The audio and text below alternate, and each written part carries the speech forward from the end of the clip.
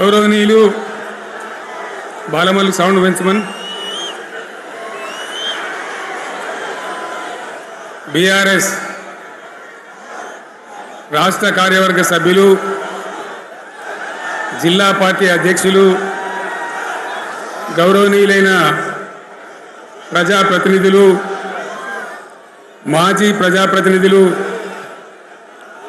లక్షలాదిగా తరలివచ్చిన ప్రియతమ కార్యకర్తలు సైకిళ్ల మీద ఎడ్ల బండ్ల మీద పాదయాత్ర పథికులుగా అనేక పద్ధతుల్లో అనేక ప్రాంతాల నుంచి ఈ సభకు విచ్చేసిన ప్రతి ఒక్కరికి పేరు పేరున వందనం శుభాభివందనం.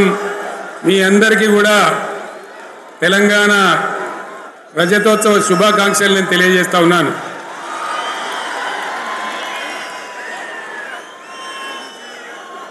జననీ జన్మభూమిశ్చ స్వర్గాదపి గరీయస్.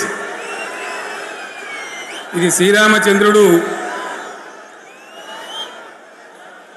లంక మీద యుద్ధం చేసి రావణ సంహారం చేసి అయోధ్యకు తిరిగి రావాలి అనేటువంటి ఆలోచనలో ఉన్నప్పుడు రాముల వారి సోదరుడు లక్ష్మణుని సహా ఆయన వెంట ఉన్న చాలామంది పెద్దలు లంక చాలా సువర్ణమయంగా ఉంది, అద్భుతంగా ఉంది, మనం ఇంకా అయోధ్యకు ఎందుకు ఇక్కడి నుంచే పరిపాలన చేద్దామని అంటారు.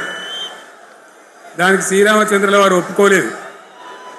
ఆయన చెప్పిన మాట ఏంటంటే, కన్న తల్లిని జన్మభూమిని మించినటువంటి స్వర్గం ఏది కూడా ఉండదు, కాబట్టి మనం అయోధ్యకే తరలిపోవాలని చెప్పి మళ్ళీ అందరిని తీసుకొని అయోధ్యకు రావడం జరిగింది.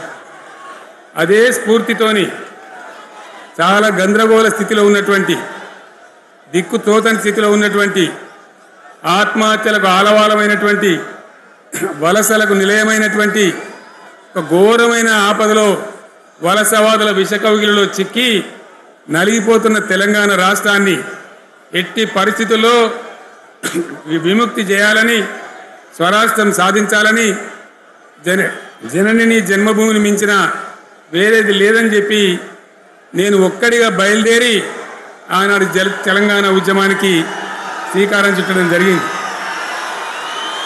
25 ఏళ్ల క్రితం, దయచేసి మీరు గొడవ బంద్ చేయాలి ఏమనుకోవద్దు, సభలో చాలామంది ఉన్నారు, లక్షల మంది ఉన్నారు, మీరు ఆపాలి ప్లీజ్. ఒకటే మాట